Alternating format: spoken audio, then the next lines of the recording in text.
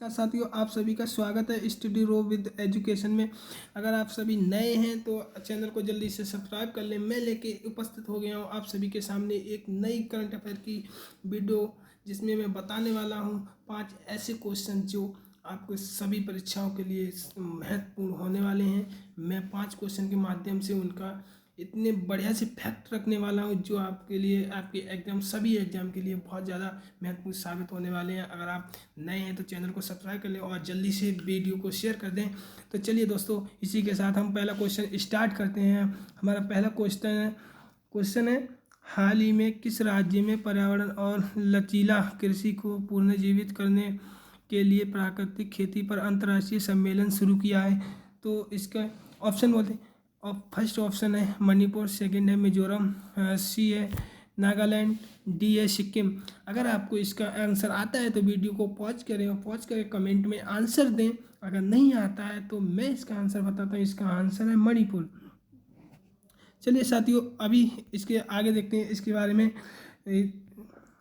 चलिए पहला को देखते हैं पॉइंट, जिसमें मणिपुर के केंद्रीय कृषि विश्वविद्यालय में शुक्रवार को पर्यावरण और लचीला कृषि को पुनर्जीवित करने के लिए प्राकृतिक खेती विषय पर 3 दिवसीय अंतर्राष्ट्रीय सम्मेलन शुरू किया गया था। और एक पॉइंट और देखते हैं दोस्तों, इसी के साथ हमारा सेकंड पॉइंट है।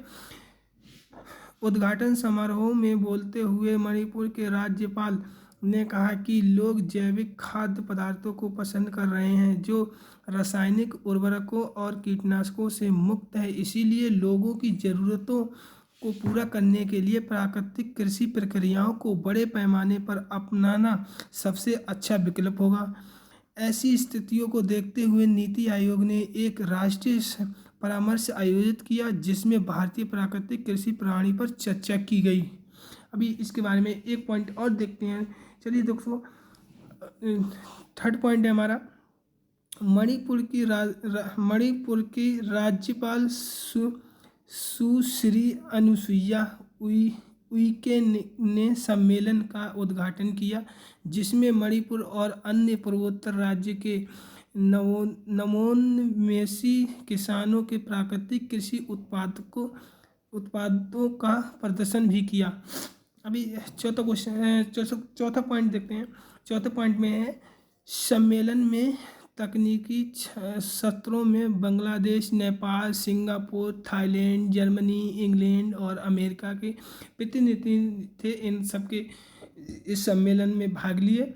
अभी इस जो मणिपुर से रिलेटेड हम कुछ और देखते हैं।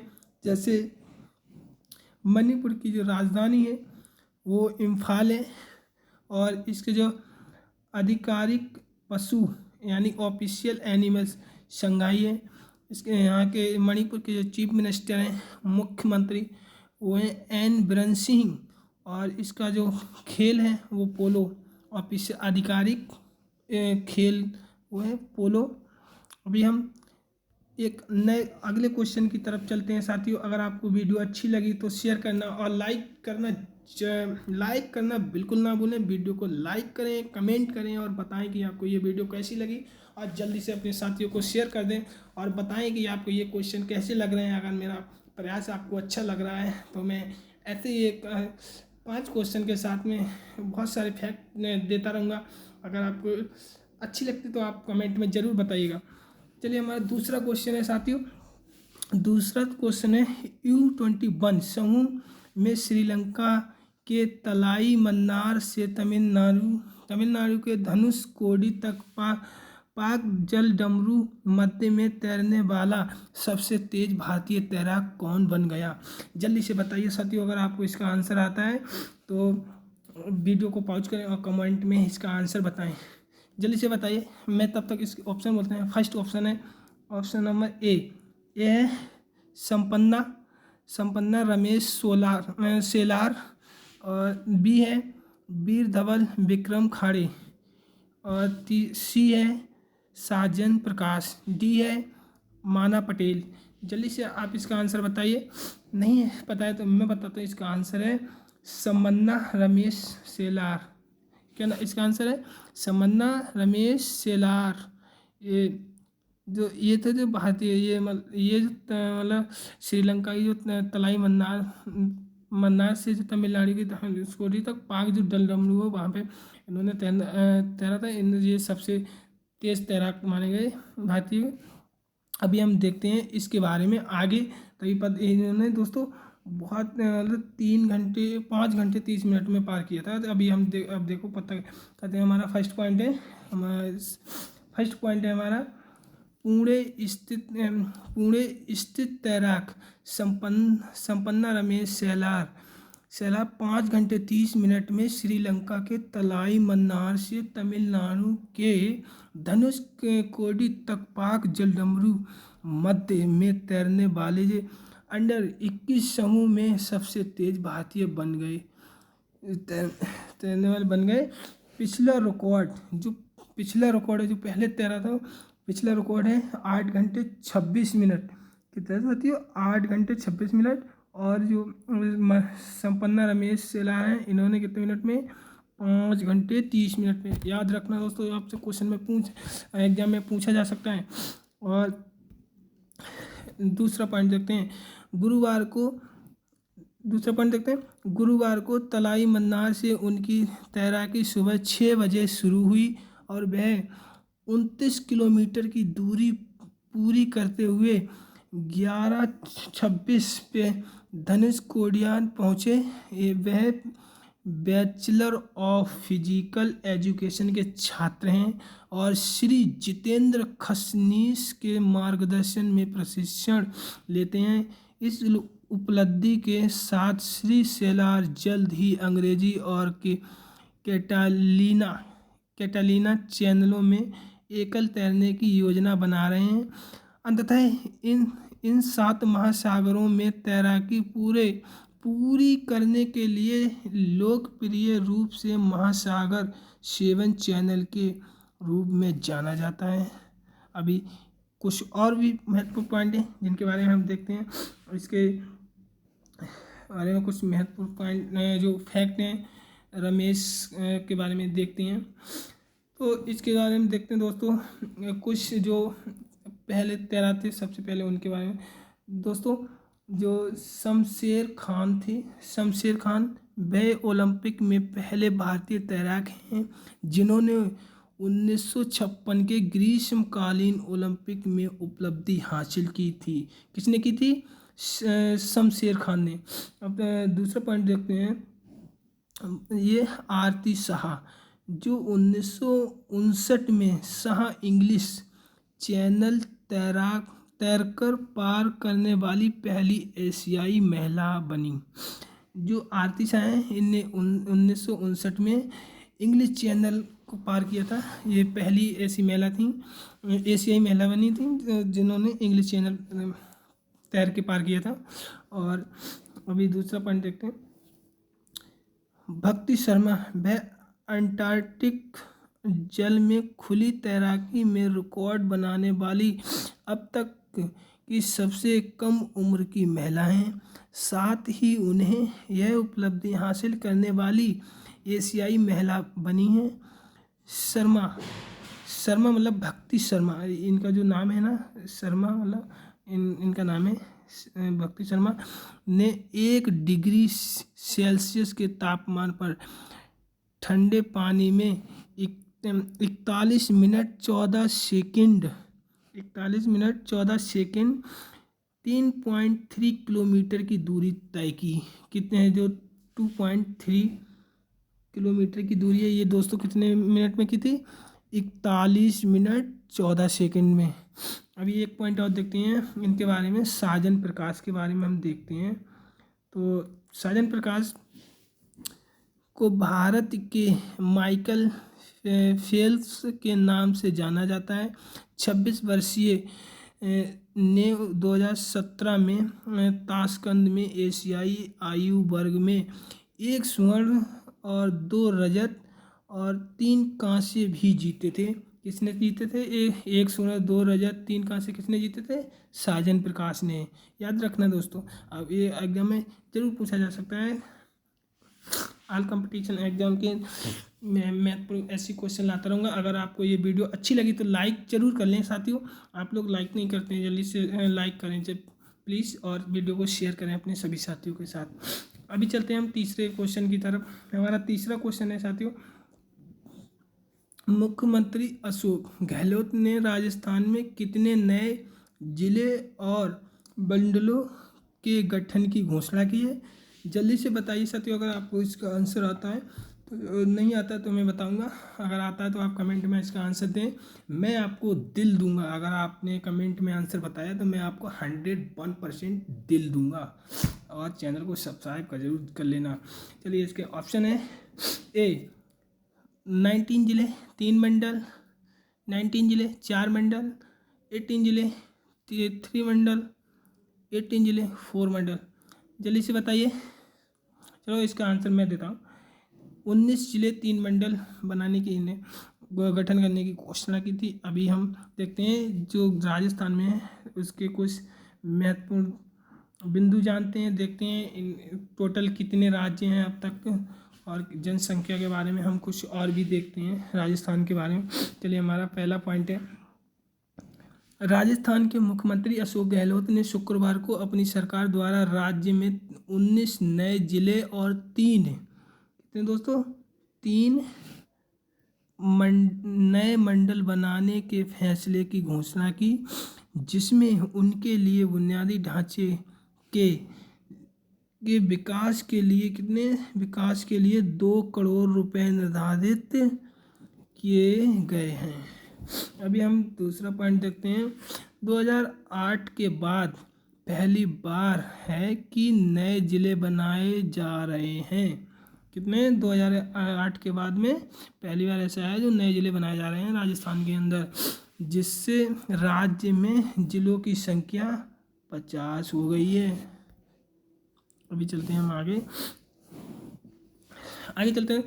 हमारा अगला पॉइंट है, गहलोत ने राजस्थान विधानसभा में यह घोषणा की, जिसने 2023-24 के बजट को भी ध्वनिमत से पारित कर दिया। अभी हम राजस्थान के बारे में कुछ महत्वपूर्ण जो पॉइंट हैं उसके बारे में देखते हैं। हम देखते हैं राजस्थान का जो क्षेत्रफल है वो कितना है और इसकी जो राजधानी है वो कितनी है। अभी चलिए साथियों देखते हैं, हमारा जो महत्वपूर्ण फैक्ट के रूप में हम लिख के आए हैं कुछ, उसके बारे में देखते हैं। राजस्थान हम देखते हैं, एक मिनट। हाँ, राजस्थान उत्तर भारत का एक राज्य है इसमें 239 वर्ग किलोमीटर या भारत के कुल भौगोलिक क्षेत्र का 10.4% शामिल है। यहाँ पे ये पॉइंट लगा दोस्तों, 10.4 है यहाँ पे, याद रखना, शामिल है। यह क्षेत्रफल के हिसाब से सबसे बड़ा भारतीय राज्य है। जो राजस्थान है ये क्या है दोस्तों, क्षेत्रफल के हिसाब से भारत का सबसे बड़ा राज्य है और जनसंख्या के हिसाब से ये 7वां सबसे बड़ा राज्य है, तो याद रखना। और देखिए साथी एक पॉइंट और देखते हैं। भारतीय राज्य राजस्थान को प्रशासनिक उद्देश्यों के लिए 33 जिलों में विभाजित किया गया है। अभी देखते हैं दोस्तों इसके जो राजस्थान है इससे कुछ और महत्वपूर्ण जुड़े हुए पॉइंट के बारे में देखते हैं। जैसे राजस्थान की राजधानी है, कैपिटल, वो जयपुर है राजस्थान, और जो राजस्थान है उसकी जो स्थापना हुई वो मतलब 30 मार्च 1949 को, और जो क्षेत्र मतलब राजस्थान स्थापित हुआ वो 30 मार्च 1949 को, और जो इसका क्षेत्रफल है साथियों वो है 342 और 239 वर्ग किलोमीटर है। याद रखना, एग्जाम में पूछा जा सकता है, राजस्थान वाले खासकर याद रखना। चलिए साथियों अभी हमारा चौथे क्वेश्चन की तरफ चलते हैं।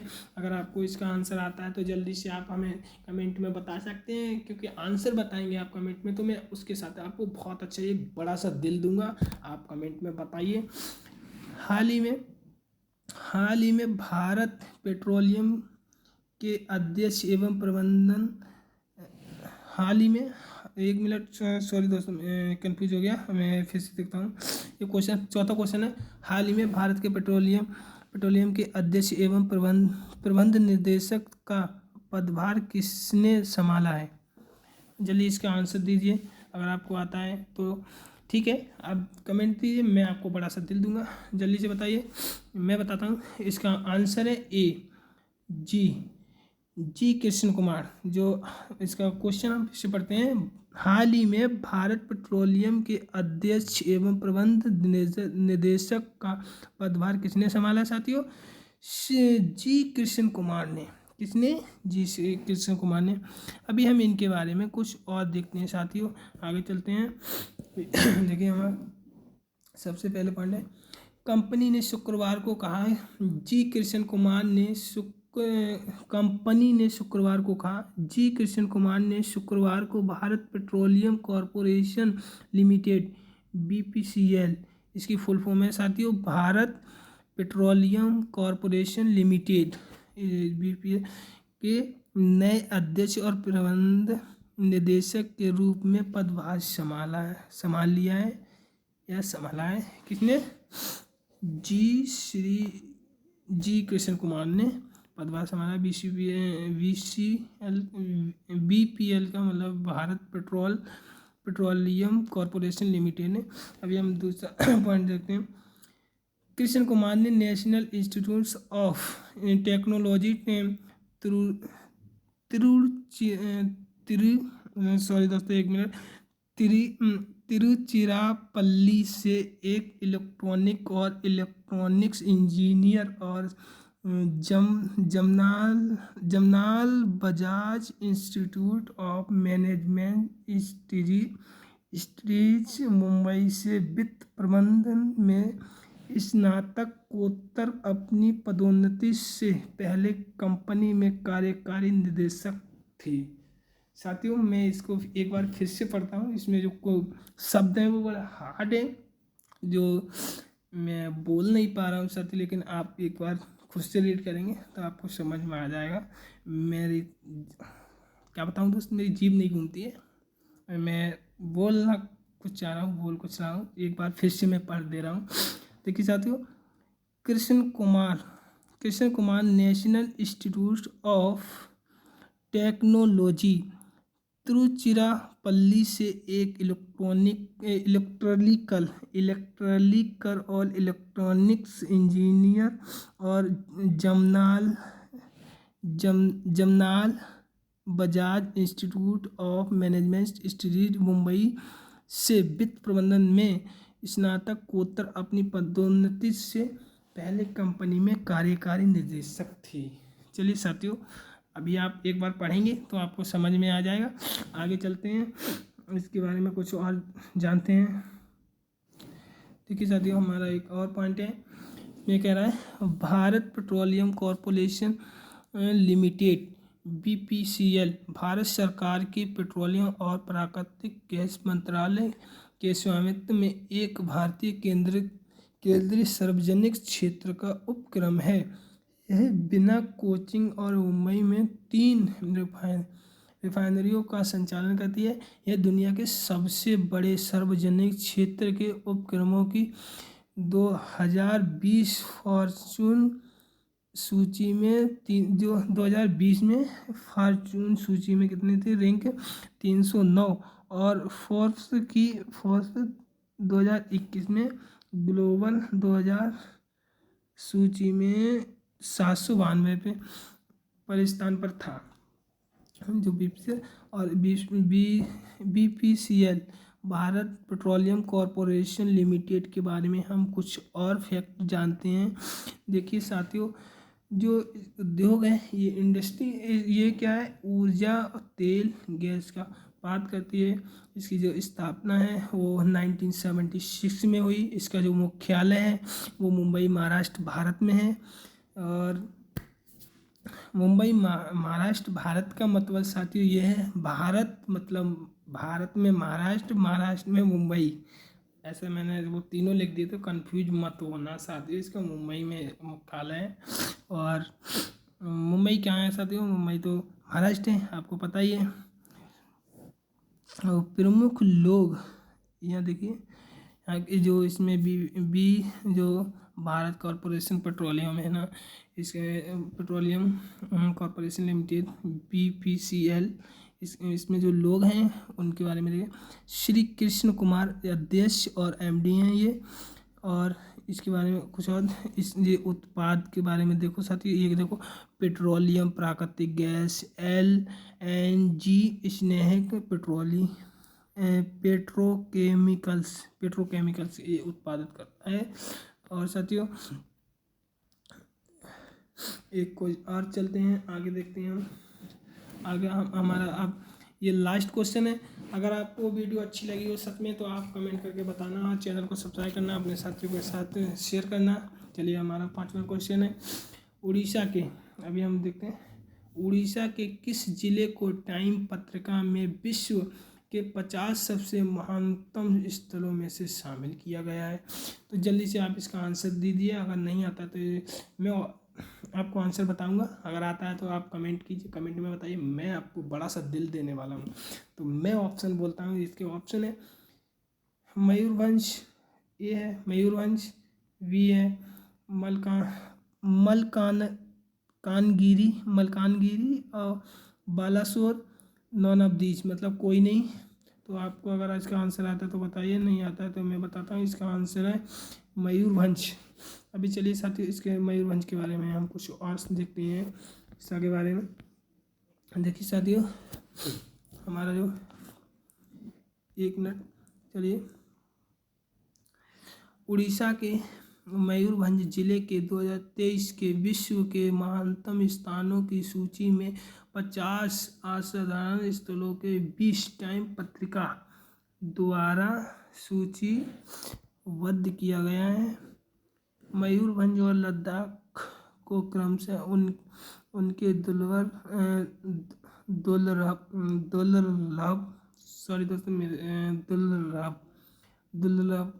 एक, साथियों आप एक बार मतलब इसको बोलना है, मेरे से बोल नहीं जा रहा है, मैं थोड़ा हकला जाता हूँ, आपको मैं सच बता रहा हूँ, मैं झूठ नहीं बोलता हूँ, इसलिए मैं थोड़ा हकला जाता हूँ, इसलिए नहीं बोल पाता। लेकिन आप बोल लेना, मैं सच कह रहा हूँ, मैं आपसे झूठ नहीं बोलना चाहता।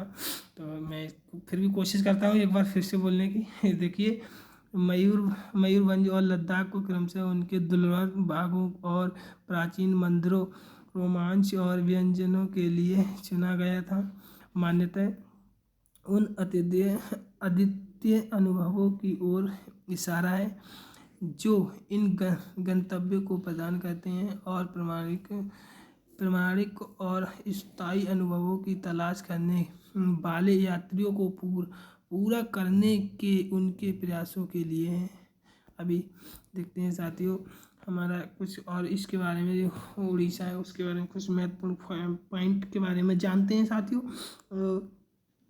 देखिए हमारा उड़ीसा पूर्व में है। जो उड़ीसा है वो क्या है ना दोस्तों, अपना उड़ीसा का पूर्व की साइड पड़ता है, जैसे इधर मतलब बंगाल की खाड़ी की साइड में थोड़ा, और इंडियन पैसिफिक में मतलब उत्तर की साइड में। आप मैप को देखेंगे तो आपको पता चल जाएगा।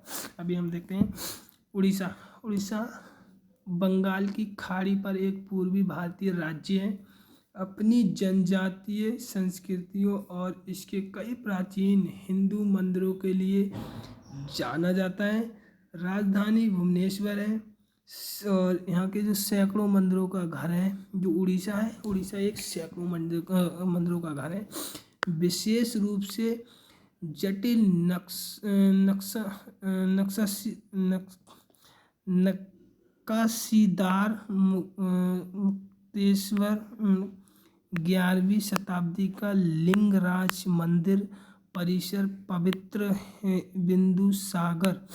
बिंदुसागर झील के चारों ओर स्थित है। उड़ीसा राज्य संग्रहालय क्षेत्र के इतिहास और पर्यावरण पर केंद्रित है। अभी देखिए कुछ और भी पॉइंट हैं तो हम उड़ीसा के बारे में देखिए जानते हैं साथियों।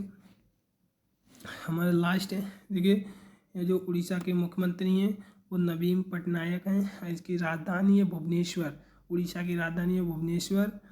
और ये आधिकारिक पशु मतलब ऑफिशियल एनिमल यहाँ का है वो सांबर हिरण है।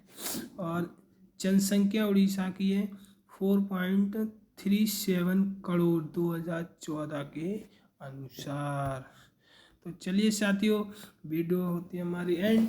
अभी अगर आपको ये अच्छी लगी तो आप सब शेयर करना अपने साथियों को और चैनल को लाइक करना, कमेंट करके ज़रूर बताना साथियों। आप कमेंट करके बताएंगे तो मैं आपको एक बड़ा सा दिल देने वाला हूँ जिसमें और आप वीडियो को शेयर करना, चैनल को सब्सक्राइब करना। तो साथियों चलिए इसी के साथ thank you very much and